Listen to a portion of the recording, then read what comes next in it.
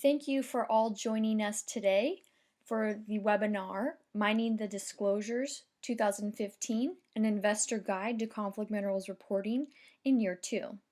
We have Responsible Sourcing Network with us today to discuss the results and methodology of the report that just came out. This is Alexandria Bennett from Source Intelligence, and I will be moderating today. Before we get started, we have some general housekeeping to go over. All PowerPoint slides and a recording of this webinar will be emailed once available. It will also be made available on our website, sourceintelligence.com/webinar library.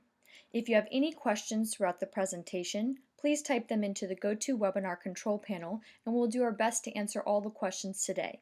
If we do not, however, get to all questions live, please know we will make sure to follow up via email so no question will go unanswered.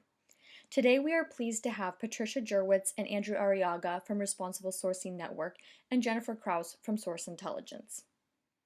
Patricia Jurwitz is the founder and director of Responsible Sourcing Network, where she has worked with shareholder community to address labor and human rights abuses since 2006.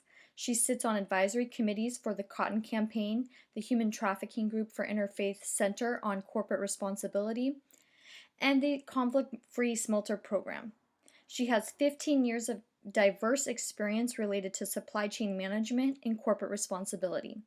Patricia has held positions with the Institute for Agriculture and Trade Policy, GAP Incorporated, and Women's Cooperative in Latin America. Patricia has an international MBA from the Thunderbird School of Global Management and degrees from Cornell University and the Fashion Institute of Technology. Andrew Arriaga manages the development and implementation of Responsible Sourcing Network's groundbreaking conflict minerals performance indicators. He received his master's in Global Affairs and Management from Thunderbird School of Global Management in 2014 and continues to advise the school's Honor Council as an emeritus chair. Andrew's professional experience in low-income home ownership counseling, refugee settlement, and human trafficking prevention reflects his passion for breaking down barriers to economic prosperity.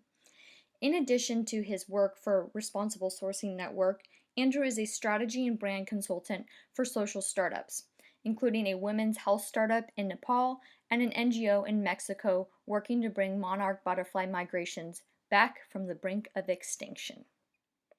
First, we are going to hear from Patricia and Andrew from Responsible Sourcing Network, and then from Jennifer from Source Intelligence. After the presentations, we will go into questions and answers. Patricia, take it away. Hello, everybody. Thank you so much for joining our webinar today. Thank you, Alexandria, for the introductions. We're very excited to be talking to all of you today about our Mining the Disclosures 2015 report. We've put a lot of hard work into collecting all of this data, and we're very proud to show you our results. But before we get into the details and the results of the report, I just want to do a really quick reminder of why we're here at all and why companies are reporting and what we're expecting that companies do regarding conflict minerals. And that's because over 5 million people have been killed in the Democratic Republic of Congo and neighboring areas due to a lot of ethnic tensions and border disputes that have been going on for a long time. But it's the mining of the minerals that has been able to allow the militia groups to continue the unbelievable and unthinkable violence and issues around child soldiers and rape, and really it's very disturbing what's going on. So the fact that we are able to make a difference by looking at what's in the products that we consume or produce or invest in really does make a difference. So I want to thank all the companies as well that are doing something in this area. For those of you who are less familiar with Responsible Sourcing Network, we have been working on the issue of conflict minerals actually even before Dodd-Frank became a law in about 2009. But when that law was passed and there was the opportunity to engage the Securities and Exchange Commission, RSN coordinated a number of different recommendations to the SEC and included the input from both corporations as well as sustainable, responsible, and impact investors and the NGO community, the human rights groups that were also very concerned about this issue, and gave all those recommendations together to the SEC. In 2013, when it looked like we were getting closer to the first submissions coming out, we worked with Enough Project and released an expectations paper. And then earlier this year, we put out an analysis of a pilot group of 51 companies and developed key performance indicators to understand how companies were living up to those expectations. And so now we're putting out our next report with plenty of time for companies to see how they're being graded and ranked, with the intent of being able to influence how companies are reporting next spring. We really base a lot of our analysis on the S in ESG, we say, which is looking at the environment, social, governance aspect of how a company is reporting, the non-financial aspects, since we work very closely with the SRI community, that group of investors that I mentioned. So looking at social performance, but it's also social value. Some of the drivers have come out of regulation, and looking at the materiality and the influence on companies in regards to reputation, but it's also how the mission of the company itself is aligned with taking action on this issue, and if they're looking at it just as a compliance exercise, or are they going a step further to make impact even in the region. But we haven't seen a lot of growth in the area of human rights and labor analysis, and being able to look at how companies are addressing these issues. There is legislation, especially around trafficking and slavery, and we are seeing more and more of that happening. But we're also seeing where companies could not only have this be about performance, but also how they're adding value to themselves. The Mining the Disclosures 2015, I had mentioned that we moved beyond a pilot study. We know the first year was quite difficult for a lot of us, companies reporting for the first time, but also us as an NGO analyzing companies' reports. And so after we developed those indicators last year, we did quite extensive update to them and had a lot of interaction with companies, getting their feedback on how they were rated, seeing how we could improve our indicators, and as well as expanding our sample pool beyond 51 companies, but now doing an analysis of 155 companies. We still focus the majority of our sample group on 17 high exposure industries. And if you look at the amount of companies in those 17 high exposure industries, it represents about 69% of all the filings. So here you can see a quick breakdown, by sector and by industry. We looked at, mostly it was about 8 companies per industry. But in addition to those in the high exposure industries, we also included another 20 companies that are in a variety of other sectors. They're the largest cap companies in the pool of all of the filers, and they're spread across a couple of different industries, but including oil and gas and pharmaceuticals, because there were several companies in those industry areas. That gave us the 155 pool. What we're looking for is transparency. We're looking for companies to report on what they're doing. And so the scores are going to reflect that which companies report on. And you'll see in the report we have links to both the 2014 and 2015 reports. We're very clear from the beginning that we are looking at publicly available information, and not only the SEC disclosures, but also what companies have on their websites or in their sustainability or citizenship reports. So this is a really good example that Baker Hughes gave, where you can see the link in their SEC disclosure directly to their conflict minerals page of their website.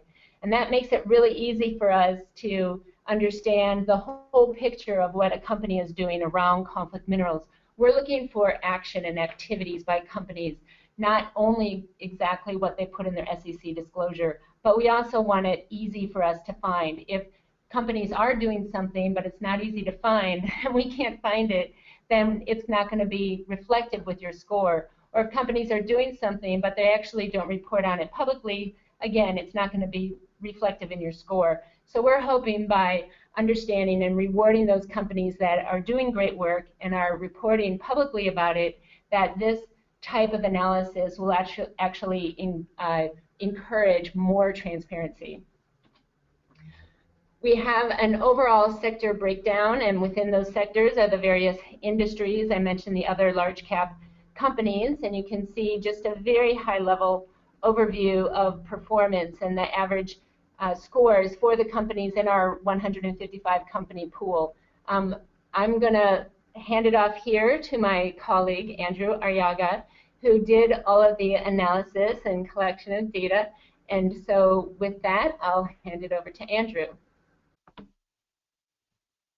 Thank you so much, Patricia. And now we'll move on to the results of all of the research that we've done. We're really excited to share that with all of the companies that we've looked at and show you sort of the analysis that we've done that we hope is useful and moves us all forward to improve the approach to conflict minerals programs and due diligence.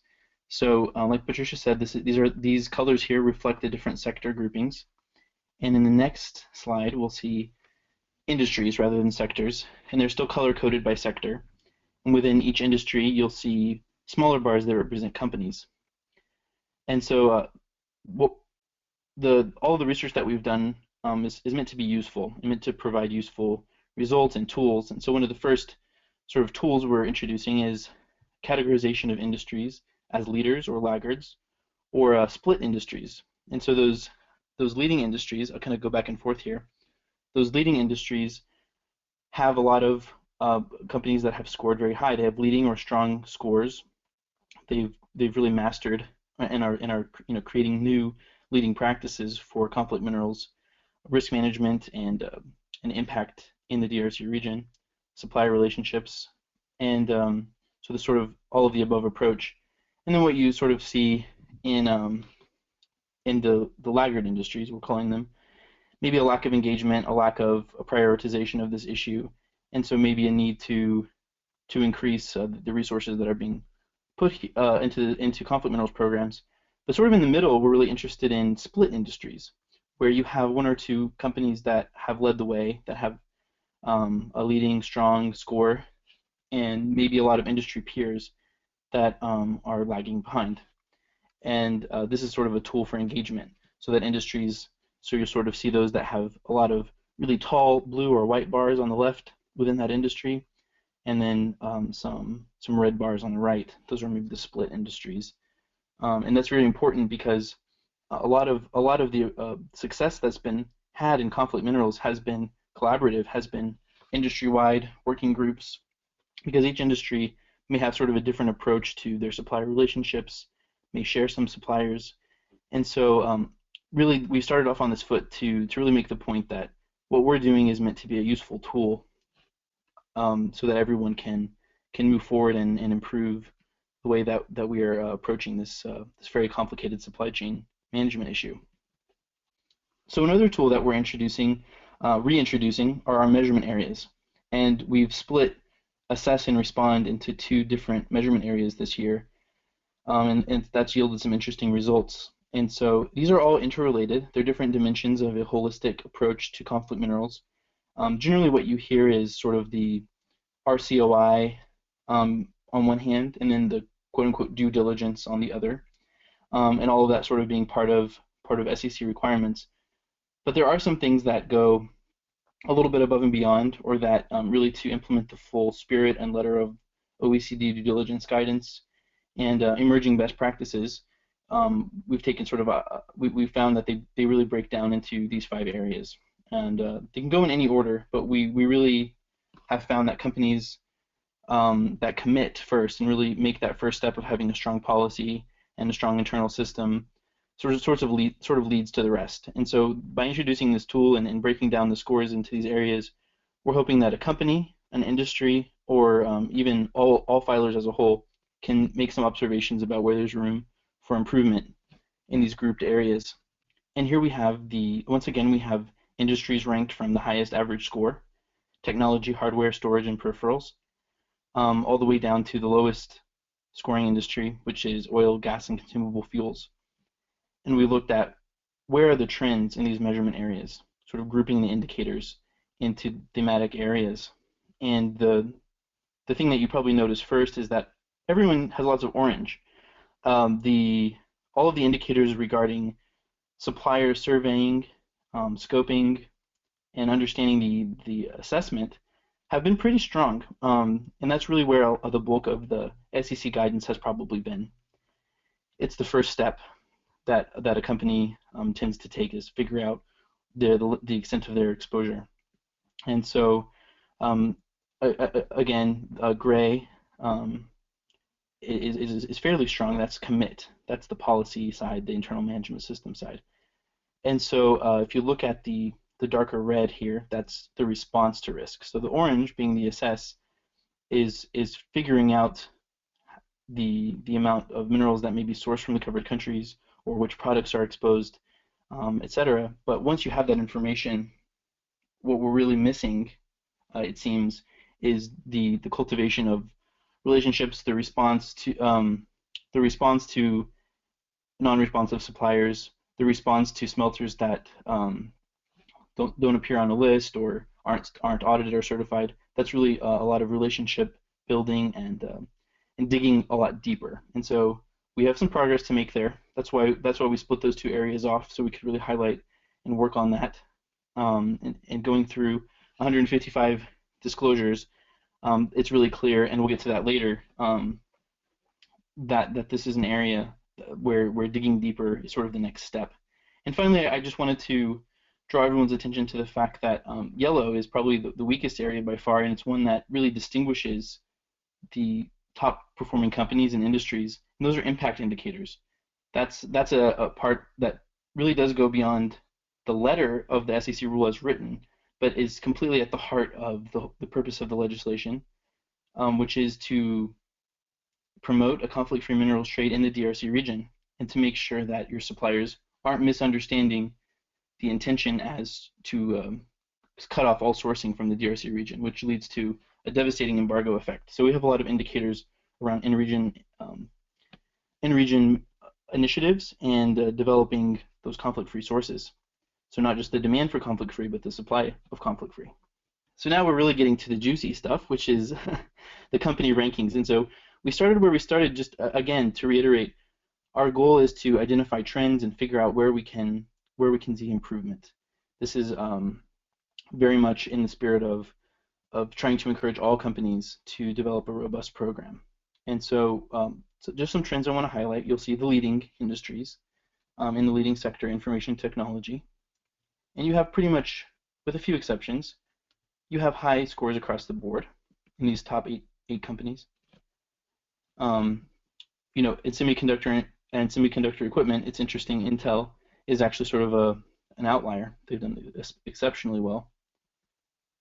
Whereas perhaps in communications equipment, there's a little bit more evenness in the top performers. And we'll look at a split industry. Well, there you have industrial conglomerates, but I wanted to scroll down to automobiles and auto components. So you have Ford Motor. It sort of confirms anecdotal experience that Ford is extremely engaged, involved. They have a very informative website, for example, among many other fantastic aspects of their approach. And then when you look at a lot of their other industry counterparts within automobiles or auto components, you see scores that are 10, 20 points lower. And that to us indicates that other actors in industry, and again, it confirms sort of anecdotal experience that automakers have a great example to follow, and there's a lot of room for improvement, but there is some leadership there that we want to encourage. And we'll scroll down to some of the lower performing industries, and you'll see, you know, actually energy equipment and services, if you look at it, they may actually be a good example of a split industry with Baker Hughes and Schlumberger improving their scores and taking a lot of leadership and maybe being able to adapt some of the principles and the guidance around conflict minerals due diligence to to their own industry. And again, not to dwell too much, but the lowest performing industry was containers and packaging. And you see the scores here are particularly low. So those are some of our, again, please download our report and check out how your company scored, how other companies in your industry scored, find out who the leaders are. This is really about growth and understanding. And so again, going through 155 disclosures, one of the things we learned was that many companies are focusing on the product, they're focusing on the direct suppliers. And then other companies have been more involved in CFSI and in interacting with smelters and refiners, SORs. And then it's sort of the exceptional company that has diverted a lot of resources to the in-region impact, to conflict-free mining and in-region development. What we want to see is a holistic approach, that you can trace your minerals and your products all the way back to the source and take responsibility for that chain of custody. So each of these links is extremely important, and only the very top leading companies were able to get a handle on each and every one of these links. And so we've looked carefully at those industry trends, which is really the core pillar of what we built the report around, so that we can encourage action and change and improvement among industry peers. But we also wanted to point out where the leading companies, so we have assigned ratings. And so you have different categories. And again, I encourage you to download the report and review this at your leisure. We have superior category, leading, and strong. So those are sort of the top players. You can download their reports, take a look, and probably learn something, unless you're one of them. In that case, congratulations. We have good, adequate, and I just want to point out, none of these are, we've seen leading practices even in adequate companies. This is based on all of those 5 measurement areas. So even if there's one piece missing, like Patricia said earlier, if your company is doing something that you're not reporting on, it's probably not making it into our evaluation. So we'd love to hear more about that in your next disclosure. So we have made these ratings in the interest of encouraging improvement, and really the leading practices that we propose have come from companies. There's really nothing that we've proposed that we haven't seen a company implementing and having success with. Our report is full of leading practices or emerging leading practices that will be the topic of engagement and conversation with companies around which of those are scalable and applicable to other industries. So some of the big ones are collaborate, work together. It's a pretty consistent message from us, as well as make sure that the policy, which is sort of the foundation of your conflict minerals approach and brings unity across the organization, make sure that it is to source conflict-free, not just to comply with reporting requirements, but to actively make sure that the minerals are coming from conflict-free sources, and preferably from the DRC, and definitely without leading to an embargo of that region by signaling to suppliers that that is preferable not to source from the DRC region. We have seen that. There's actually a list of companies in our report that apparently are embargoing the DRC region, which is really counter to the spirit of Dodd-Frank 1502. Just sort of a high-level piece of advice is, it's possible, based on reading 155 reports, it is possible to be extremely comprehensive without being overly long, and also to make sure that you're including information in a format where it's easy to find and easy to understand. And that may vary from person to person, but some of the leading reports that we've highlighted do a great job of presenting that information, and there are lots of different ways to do that. I think it really starts with good faith and really wanting to make sure you're telling investors and the public what you're doing. And finally, it's really ultimately about building relationships and understanding the supply chain, the people in your supply chain, all the way from the direct suppliers to those who are running the smelters and refiners to the miners. And so whatever barriers are there to understanding one another and learning from one another, that's really the frontier of traceability and conflict-free. And for those investors on the call, we have lots and lots of advice and feedback for you guys. We're happy to continue this conversation after this call, but some high points are, no matter whether a company has to file or not, that includes some private companies, companies traded in other countries, they should have a policy if they are competitors to companies in this report. We've highlighted some in the report itself in one of the appendices. Whether or not a company has to file, they should still have a public commitment to source conflict-free, not embargo the region, have clear expectations for suppliers, and commit to not just a one-time review of the company, but to ongoing conflict minerals and responsible sourcing due diligence. And again, that commitment to sourcing conflict-free should not lead to an embargo of the region. And one thing that we've been encouraging is, there's really no reason not to conduct an independent private sector audit that provides a lot of accountability and transparency to the process. And so regardless of what the legal requirement is, RSN is strongly encouraging companies to conduct the IPSA, the Independent Private Sector Audit, this year. So again, there's lots of information in our report, and we encourage you to download it. In conclusion, mining the disclosures is really meant to be a tool for comparing industry peers to one another, to identify leading best practices. And our message is that this process, Section 1502, the conflict minerals rule, and the leadership that has been shown by many actors in the private sector is yielding results. It's a very large task ahead of us, but we're starting to understand the global 3TG, tin, tantalum, gold, and tungsten trade. We're seeing unprecedented levels of companies working together, sharing information for responsible sourcing purposes, and companies that never had responsible sourcing policies or dedicated dedicated part of their website or a holistic approach are starting to take that into consideration. So this has had a ripple effect. And conflict-free is extremely important.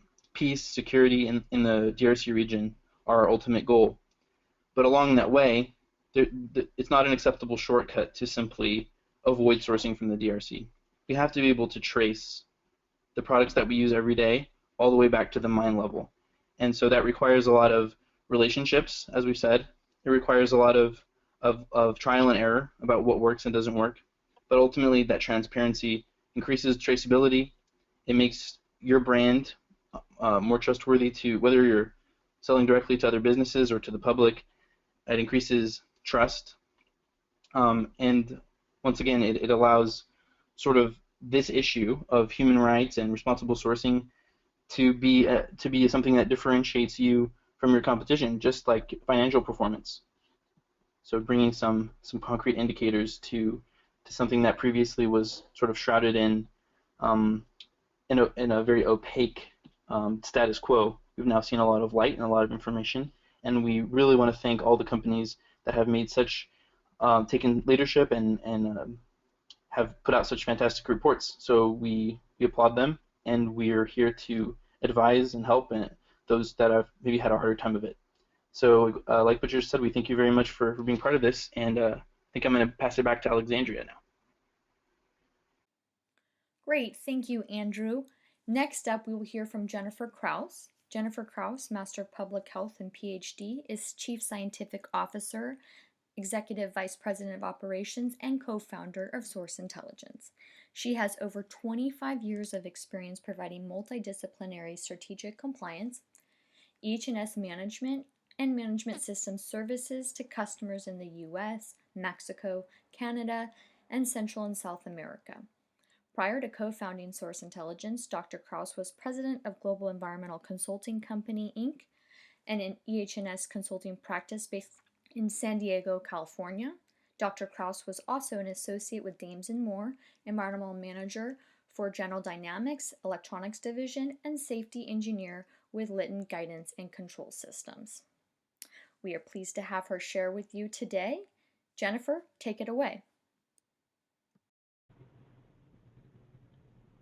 Well, thank you so much, Alexandria, for your introduction, and Patricia and Andrew as well. Thanks so much for your presentation, your content, your perspective, and commentary with regard to your the Mining the Disclosures report. Really interesting, great stuff. I just wanted to take a few minutes here to chat with you and provide some additional comments and perspective. You know, and actually I've titled my my talk here, Transparency is the New Black, and I can't take credit for this for the tagline or even the image. This graphic came to my attention by a colleague, and I thought it was so appropriate. You know, corporate social responsibility has taken center stage. There's no doubt about that. The issue of product and supply chain transparency is a pretty big and important topic at the moment within the CSR world. So today I'm going to be speaking about a few issues relevant to transparency, and I'll have some comments as well relevant to the Responsible Sourcing Network study to which Patricia and Andrew just spoke.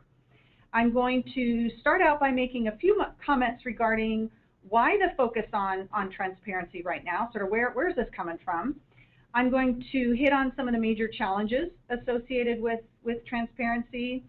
I will discuss the role that data plays in transparency and how data can impact reporting, and then just finish off with some comments relevant to the limitations to inferences that can be drawn from these data. So I'm trying to do this in as expeditiously as possible, because I know I can see we're getting some questions here that are coming in, and I want to make sure that we allow for some time for questions.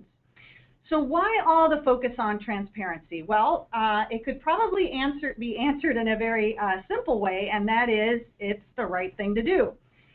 For those of you that may remember the Quaker Oats campaign back in the mid-'80s, and yes, I realize I'm dating myself here, but Wilford Brimley, you know, it was a great campaign. It's very simple. Why do it? Well, it's the right thing to do. But the fact of the matter is that, you know, there's some other reasons for why all of this focus on transparency and traceability. You know, the fact is that the trend's here to stay, and there are some very real business, economic, and social reasons for this focus on transparency and traceability. You know, for one thing, it's got board level attention, which is pretty critical, as well as technology disruption on the rate and exchange of unbiased information at a global level is another reason why transparency is so critical.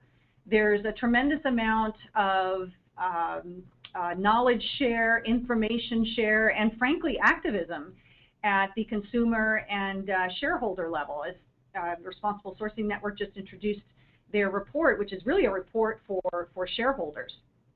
So that's an important factor that's driving this sort of transparency movement. The fact that there are now you know, regulatory requirements driving the need for transparency and reporting associated with that transparency certainly plays a role as well. I'll get into that a little bit more detail here in a minute. There are, you know, other non-financial reporting requirements for global brands to demonstrate this commitment to social responsibility, and sort of all of this combined and sort of the waterfall effect of requiring detailed compliance information from suppliers is another important factor that's driving transparency and traceability. So, you know, the fact is it's pretty mission critical. The fact that many are considering transparency is, you know, I mean, the last thing that a global brand wants is to have their brand associated with social injustices or economic crimes.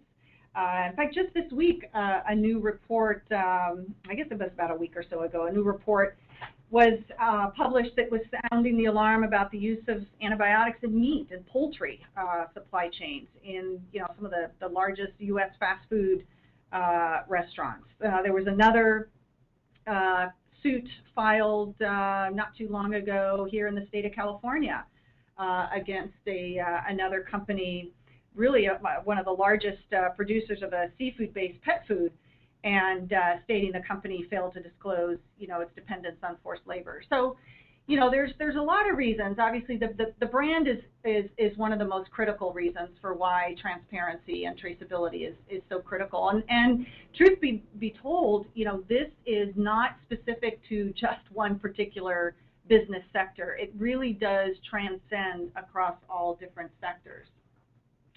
So why is it so challenging? The first and foremost is just simply the plethora of requirements for transparency. And, in order to achieve transparency, you've got to trace, as products move in and out of the supply chain. And when you start looking at regulations, the plethora of restrictions and bans and reporting requirements can make it pretty complicated, along with the fact that supply chains themselves are pretty complicated.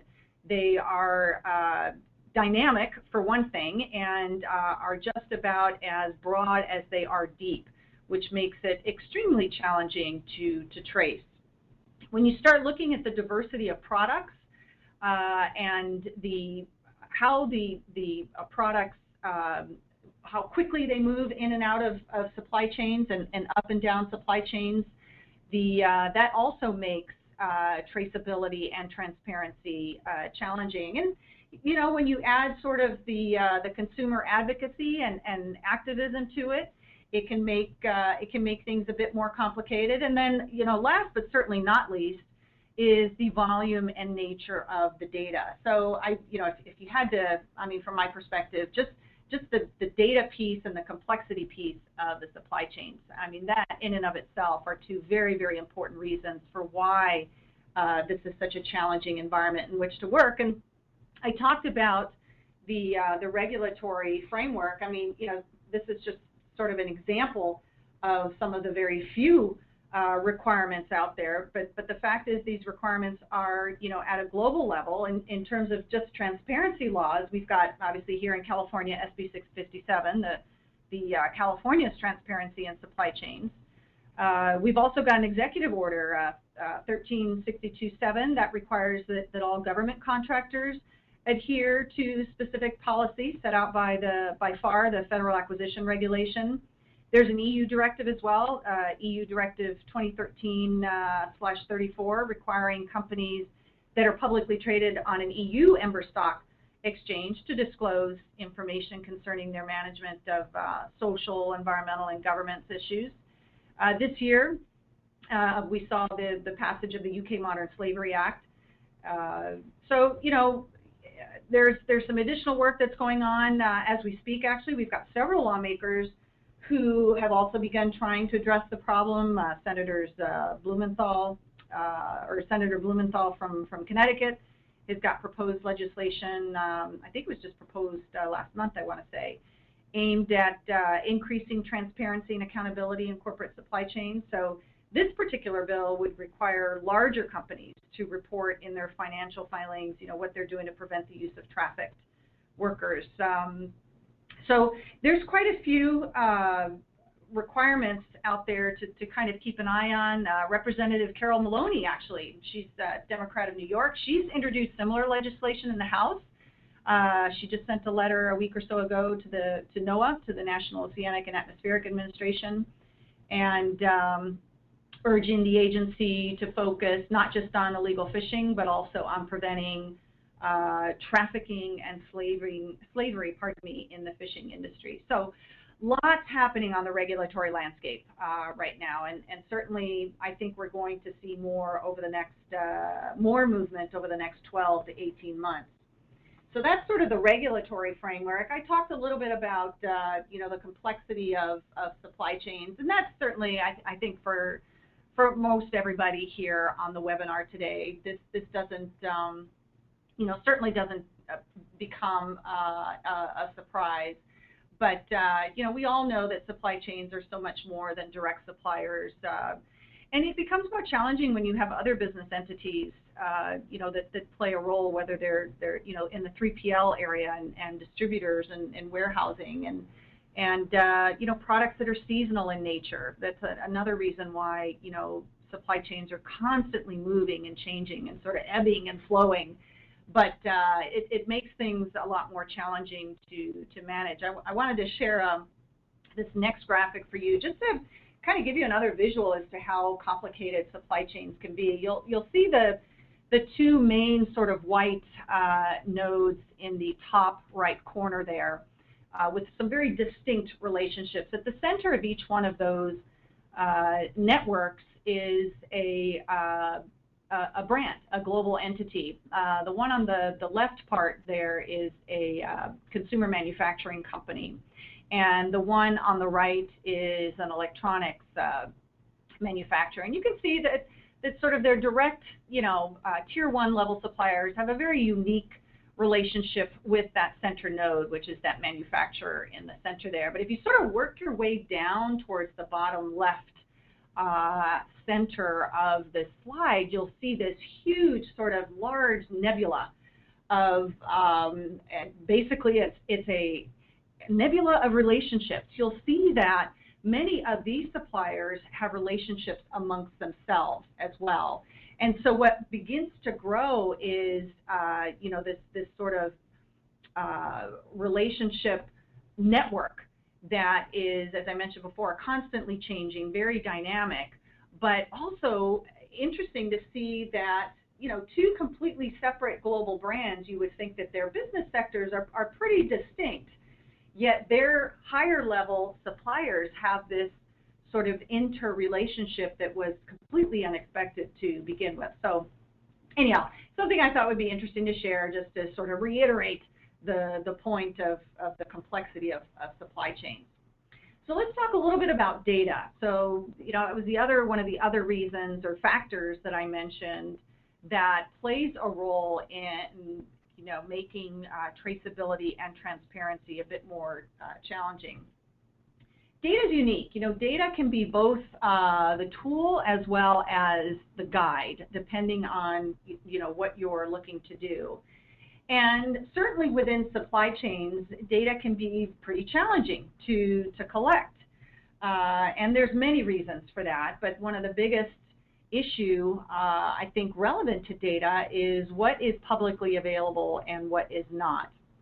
One of the issues that I believe Patricia mentioned earlier is that the report this Mining the Disclosures report that the Responsible Sourcing Network has just issued is based on, publicly available information, primarily that which was contained in SEC filings relevant to conflict minerals and what could be found on these companies' websites and whatnot. So data can be very important, especially when you're looking to, what kind of a picture are you looking to build and create here? So it's important to look at, what data are available, what data are not available, and then once collected, how valid are those data? And that's pretty important, and I'll get into that here in the next slide. But, what you do want to avoid, obviously all of us want to avoid, right, is sort of the, what's the expression, the garbage in, garbage out, right? Data are pretty critical, especially when it comes to drawing inferences. And just show you some examples here with regard to, the validity of data that are being collected. This is just an example of, actually an excerpt, I should say, from an infographic that we've got out there. But this was some percentages that we've got with regard to that these percentages reflect the occurrence of errors in submitted reporting. This is for the 2014 reporting year. If you look at, all of the CMRTs that were coming in that we were acquiring on behalf of our customers and their suppliers, almost 90% of those data had some sort of error in it. And this is why it's so important to ensure that, any reporting that reflects data takes that into account. So that's a pretty significant number, and it's the reason why it's important to sort of couple technology and people to ensure that there are processes in place to go back out and improve those data and fix those errors before reports get submitted. Here's another example. This is the percentage of response for the CMR question number 6. to suppliers, have you identified all the smelters supplying the 3TG to your supply chain? And if you take a look at the responses, again, this is reporting year 2014, very interesting that gold and tin seem to be the metals for which suppliers feel most comfortable that they've collected all of the smelter information for them, whereas tantalum and tungsten have much lower percentages. But still, you know, gold and tin just barely, well, tin barely, you know, half, and gold trying to get close to half, you know, feeling like 50% of the suppliers feel like they've identified all of the smelters supplying these metals to your supply chain. So again, you know, the validity comes into question when you get initial responses that are reflective of these percentages. So anyhow, very important to understand that the validity of data can significantly impact reporting. So let's talk about a little bit. Let's talk about some of the impacts, the data impacts to reporting. Well, first and foremost, the reports, if there's a legal regulatory driver, that's typically the number one goal. I am going to report in such a way that ensures that I meet that regulatory requirement. That's the number one goal. The next question is, okay, how far beyond these requirements do I want to go? Well, the fact is there's a lot of factors that are going to influence how a particular company answers that question. You know, first are, what are the evaluative criteria that are going into the reports? Are they subjective? Are they objective? We talked about publicly available data. Are they based on publicly available data? What about other data? You know, and really it's the combination of both, right? That's going to paint the clearest and most representative picture. But you know, this data can reflect disparate levels of effort. So it's important to understand that these differing levels of effort are not necessarily good or bad, right? So they're just different. So just because you know, a company chooses to go beyond what is legally required in terms of what's getting published in a report does not necessarily mean that particular company is more or less transparent. It just means that there were some business decisions that were made to choose whether to add additional information and insight into a report. So, you know, whereas the Mining the Disclosures report has done a very sort of detailed and you know, comprehensive job at putting together some rankings, right, across different business sectors. It's important to understand that, you know, those rankings don't necessarily represent high transparency. Rather, what they represent is that this is what the company simply has published out there and made public for whatever those business reasons are. But it could very well be that those companies are still transparent and have invested in corporate social responsibility. The other thing to keep in mind is the limitation of those data. Obviously, if the data are limited, that means your reports are going to be limited. And if that's the case, qualification may be necessary to bring attention to those very specific limitations. And the reproducibility of findings will be significantly impacted, as well as the inferences that can be made from those reports. If the data are limited, it means that any inferences that we can make from those data will be limited as well. Let me talk a little bit more about that in detail here. Because of course, as we all know, one of the biggest reasons to collect data and prepare reports is to be able to draw inferences. In this case, is a company being transparent, or has a company implemented programs to improve and increase transparency. So again, there's a lot of items, and I hit on this in the previous slide, but the quality of the data, number one reason, number one issue that's going to directly impact the ability to draw inferences and the ability to draw inferences that are plausible and that make sense. So, are there other forums in which to report? So we'll use the FCC filings, the Form SD and the CMR. Are there other forums within which to report these types of data? Well, right now, that's the Dodd-Frank 1502 is really the legal regulatory requirement that's driving this, and the only forum within which to report is currently on these SEC filings. But that may not be the case for other areas. There may be other forums that are sponsored by trade associations or not-for-profit organizations, or frankly, other business associations. So it's important to take a look at what those forums are and what the specific agendas and goals and objectives are for that reporting, because that will definitely influence the inferences that can be drawn from those reports.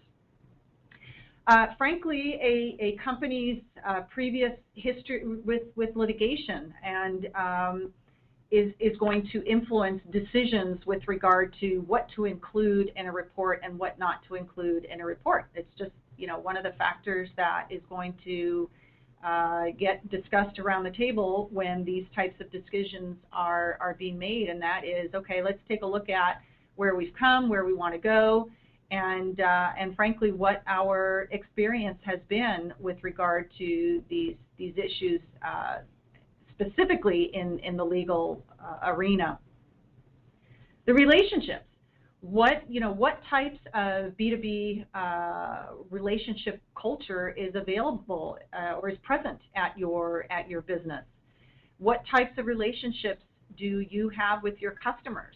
What types of relationships do you have with your direct suppliers, your tier 1 suppliers, and possibly your suppliers farther up the supply chain? That relationship culture is also going to play an important role in the decision with regard to what to include in a report, which in turn will directly impact the inferences that can be drawn from that report. What type of experience has your company had with advocacy groups, whether they're not-for-profit organizations or other for that matter?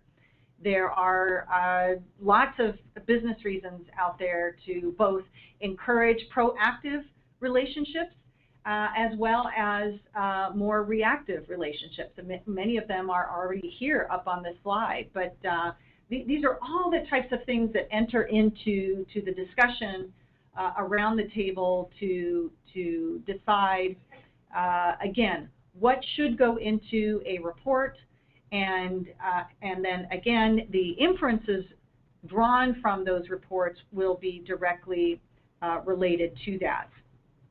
And so, unfortunately, sometimes what happens is there's a disconnect, and that disconnect is, can be relevant to several things. One is, validated the data, how valid those data are, as I just mentioned a minute ago, versus what actually got reported. I mean, that's the other thing too, is you can take a look at the data that you've got and divide that up into a couple of different buckets. You may have data that you're very comfortable with, you feel is robust and valid, and you may have another subset of data that is not, and may choose to work with those valid data as opposed to the entire cohort of data, and that will influence the report as well. I think it's important to look at what specifically is being reported, and how those rankings or ratings directly are influenced by what is being reported and the validity of those data. There's also the whole public perception issue. I mean, there's what's the expression? perception is reality, right? So that can also lead to a disconnect, is just simply public perception of a particular, whether it's a business entity or an activity, can significantly influence how a particular report is received, or the inferences that are drawn from that report. I think it's important also to know that there are different avenues to achieve transparency. Some of them are public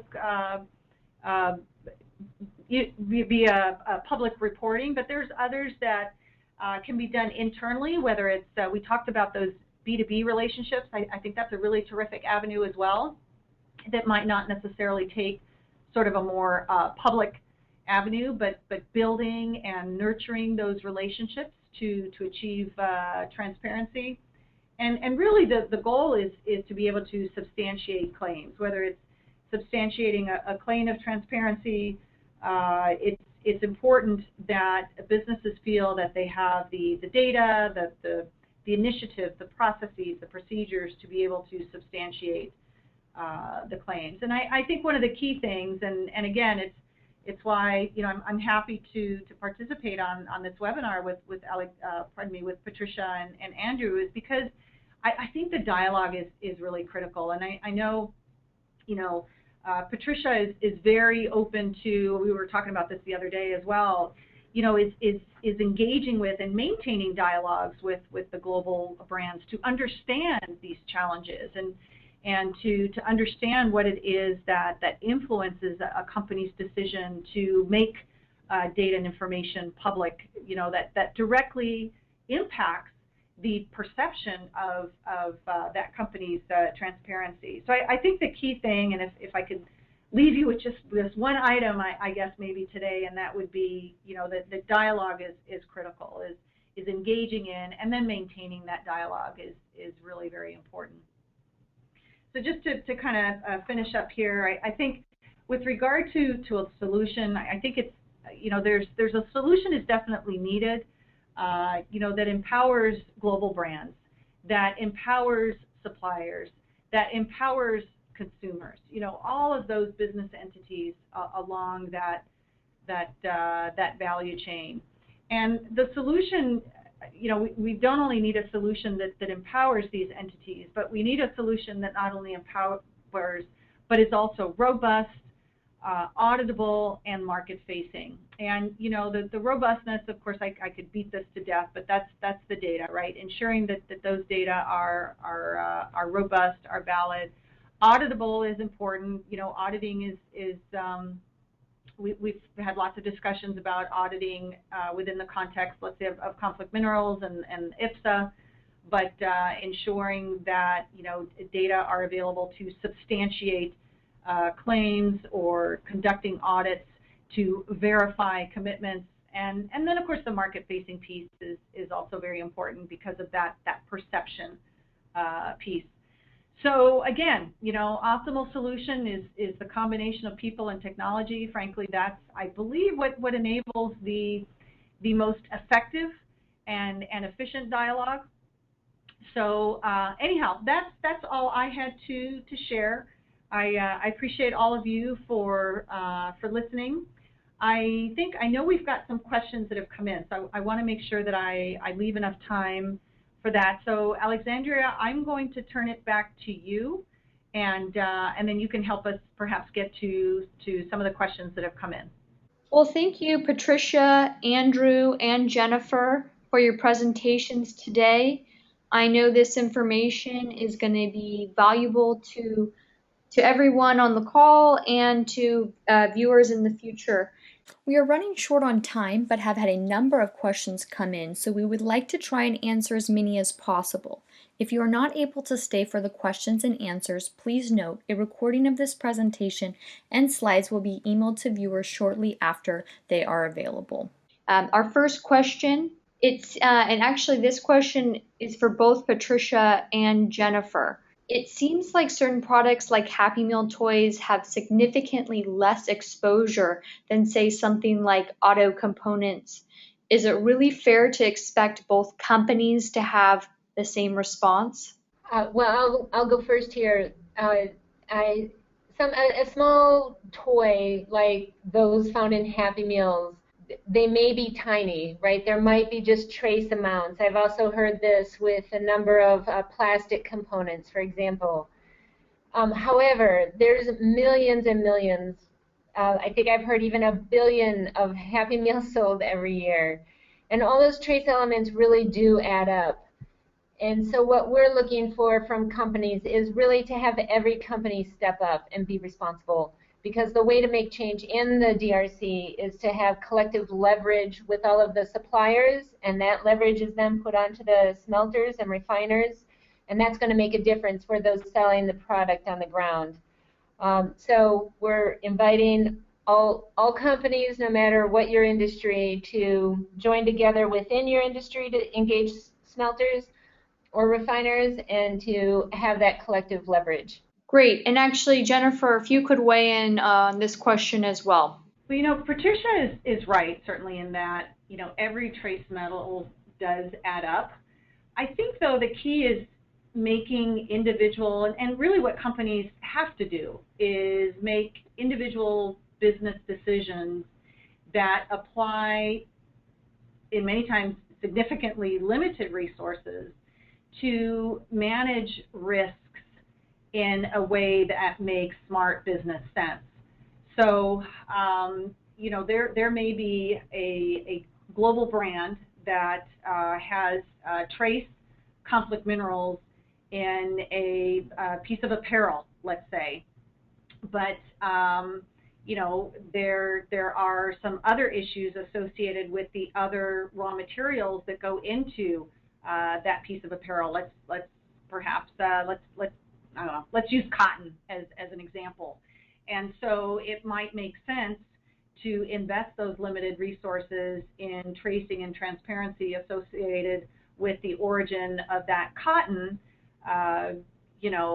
because the risks associated with the social issues within that cotton supply chain are likely higher than the risks associated with the trace metals in that same piece of apparel. So, that's just a hypothetical, but I think it's very important to be able to take that into account.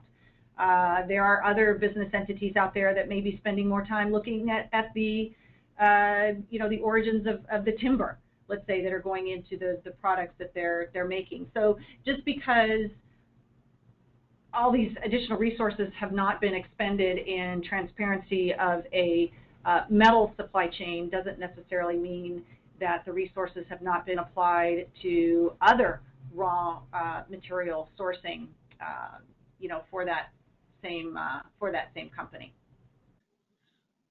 Great, thank you, Jennifer. Our next question is actually for Andrew. Why would a company want to publish its SOR list? Well, we definitely understand that a huge amount of work goes into putting those together, and so share all that work that you did.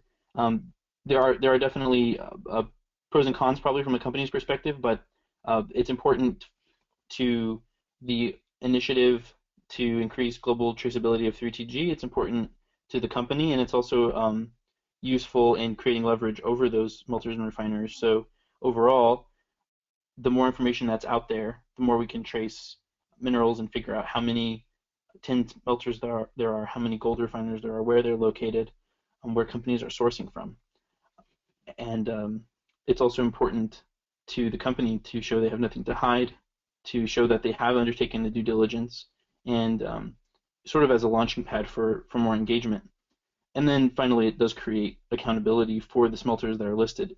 It could, just like the CFSI's publicly available list, but sort of exponentially, when a company says we are sourcing from this or that smelter or refiner, it does put more, create more accountability in that relationship, and it in some cases may reward a smelter or refiner for being on that list as a recognition, and may put some pressure on those that aren't on the list to go ahead and get verified by a scheme like CFSI. So there's a lot of really important reasons, and we've seen that those companies that do publish the list, that's one of many indicators where we're seeing as a kind of a predictor of overall high scores. This is Jennifer. If I could just add, pardon me, to that, the fact is that the way the rule is written, a company is actually required to report the smelters or refiners. You know, the way it's worded is that unless an issuer's products are DRC conflict-free, the CMR has to include a description of the facilities used to process those conflict minerals. The challenge is just the quality of data that are found in the SOR listings on the CMRTs. And I know I've spoken to this in previous webinars, but those listings can be actually pretty funny sometimes. But you know, we've seen everything from a person's names, police stations, government entities, you know, assembly facilities, all kinds of stuff gets added to these to the smelter or refiner list.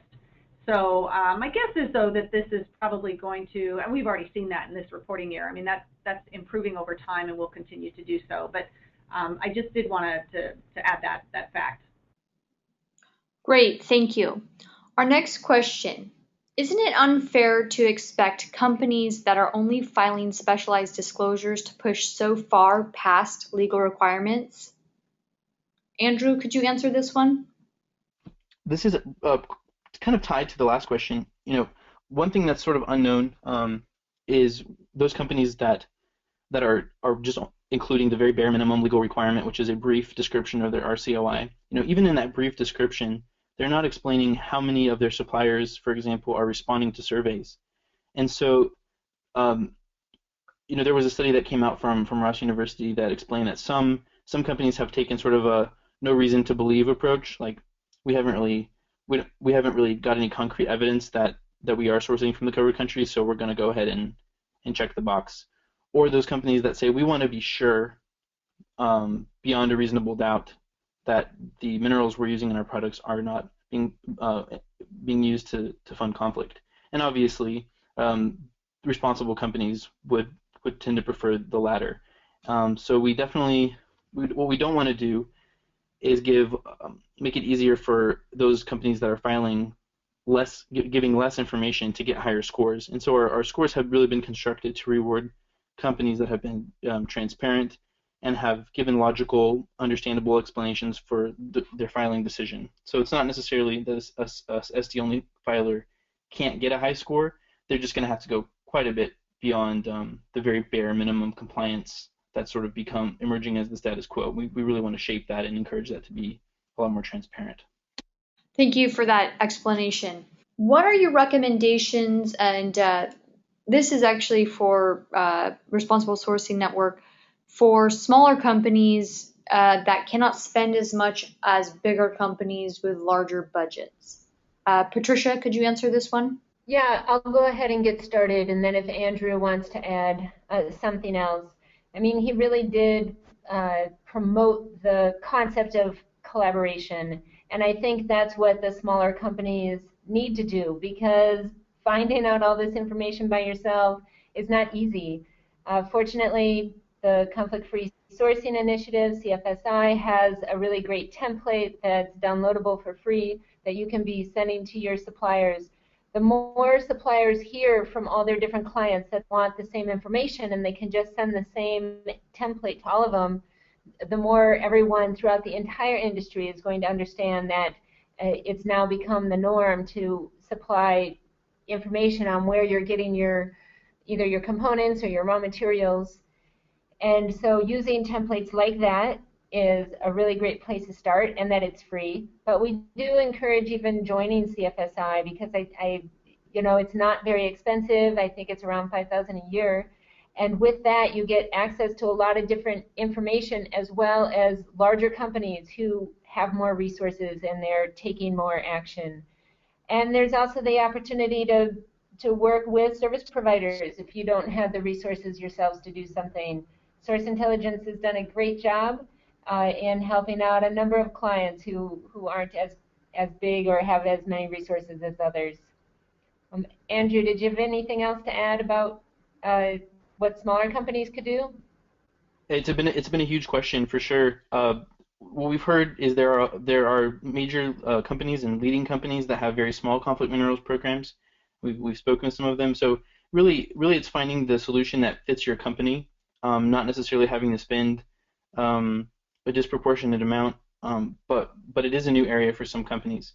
And one of the things we're encouraging companies to consider is that this is probably just the first of many human rights performance issues, of social performance issues that investors and public will expect from companies. And so this is a great sort of pilot issue for companies to work on, and in the process improve their knowledge of their supply chain.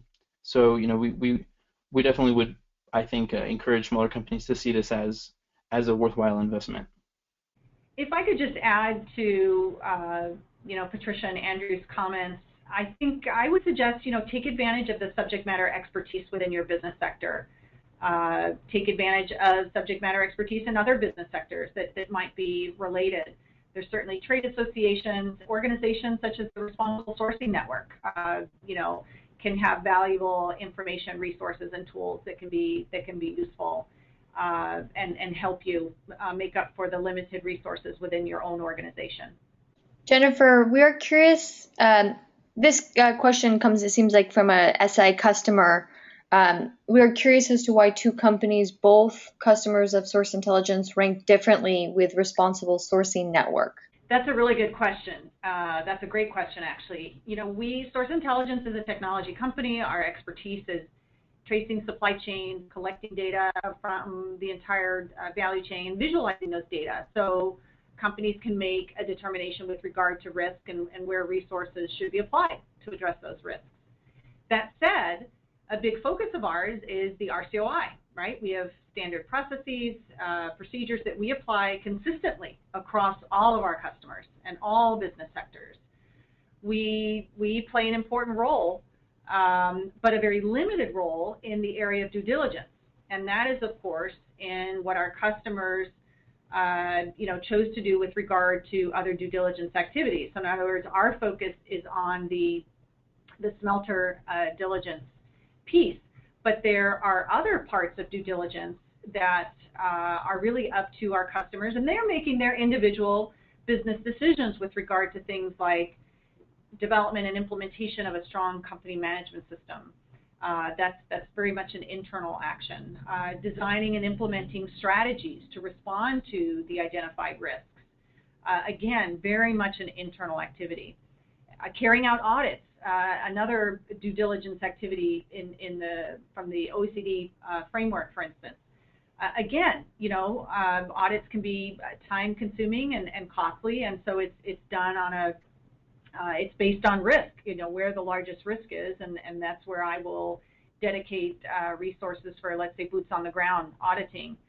So, and not everybody has those resources. So, important to understand that while we have very consistent processes that we will apply across every single customer and every single supplier that's a member of our network, it's those additional due diligence activities that are above and beyond that are company specific, and our companies and customers are making important business decisions with regard to what to include as due diligence and what to report for due diligence. And so that's where the difference lies, and that's why there would be some variation in terms of the rankings in the report. So that's a good question. I'm glad that came up. And if I could just finish off with, lots of companies are actually doing these things. They have implemented management systems and are conducting audits and have implemented supply chain risk management programs, but they're just simply not reporting that in a public way. They're not, putting that information in their CMRs, and they're not putting that information on their websites. And as Andrew mentioned, earlier, if those activities are not being publicly reported, they can't take that into account when they prepare these types of reports. So, and I want to make sure I'm clear. It's not necessarily a good thing or a bad thing. It's great that the companies are engaging in those activities, but for for their own internal purposes, have simply chosen not to make that information publicly available. So anyhow, might have been a long-winded answer to the question, but it was a good question. Well, thank you, Patricia, Andrew, and Jennifer for answering all of these great questions today. I think we have a final word from Patricia, and then I will close out the webinar. Thank you, Alexandria, for one more quick word, but it's a very important word, which is a thank you to the sponsor of this webinar, Source Intelligence. Not only did you assist us in launching the report through this webinar, but also with all of the promotion that you've offered along the way. So that's very much appreciated. I don't think we could have done it without you. We also would like to gratefully acknowledge the sponsors of our Mining the Disclosures 2015 report, which include SRZ, Source Intelligence, CFSI, SupplierSoft, iPoint, As You Sow, and Sustainalytics. It definitely makes the ability for us to do this research and put this information out in the public because of our sponsors. Thank you very much. Well, thank you, Patricia, Andrew, and Jennifer for answering those questions, and Patricia for that kind thank you. We are more than out of time for today, but if we did not get to your question, we will send a follow-up email. The Mining the Disclosures report is available through Responsible Sourcing Network's website and also on sourceintelligence.com. We will send links to both in the follow-up email. This is Alexandria Bennett with Source Intelligence. Thank you for joining us. Have a great rest of your day.